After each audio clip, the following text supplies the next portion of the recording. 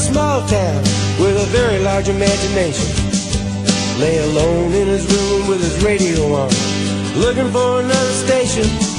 But when the static from the mouthpiece gave way to the sound below, James Dean went out to Hollywood and put his picture in a picture show. Un cordiale benvenuto dal vostro Daniele Scarampi alla consueto appuntamento con la rubrica di cinema Cinemax Odissea in 16 noni.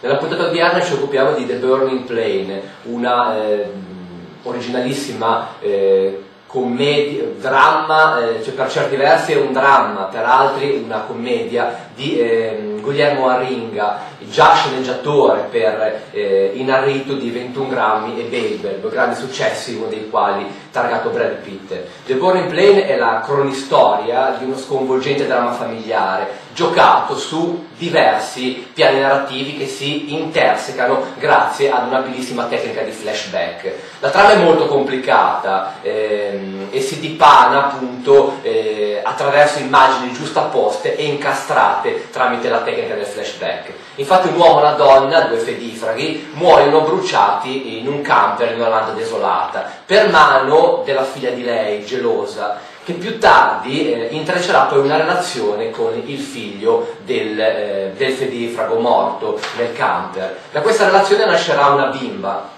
che poi la madre abbandonerà per il rimorso, ma lo spettro del passato sarà destinato a ritornare quando la figlia, ormai adolescente, si metterà sulle tracce della madre, inviata dal padre rimasto gravemente ferito, con un finale che non anticipiamo per non togliere il gusto agli spettatori di poter andare a vedere questo The Burning Plane.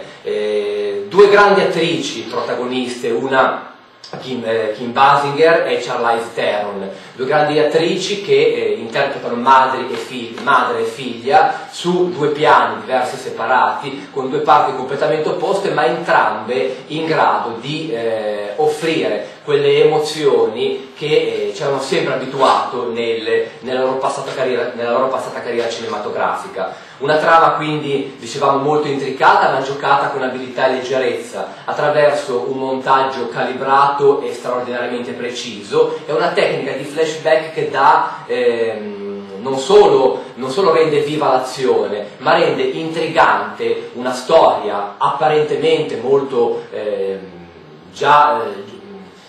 una storia non certo originale, un dramma familiare, ma è proprio la tecnica cinematografica che la rende molto appetibile e decisamente interessante. Per questa puntata è tutto, un cordiale arrivederci dal vostro Daniele Scarampi per la prossima puntata di Cinemax Odissea in 16 noni. His room with his radio on, looking for another station. But when the static from the mouthpiece gave way to the sound below, James Dean went out to Hollywood and put his picture in a picture show.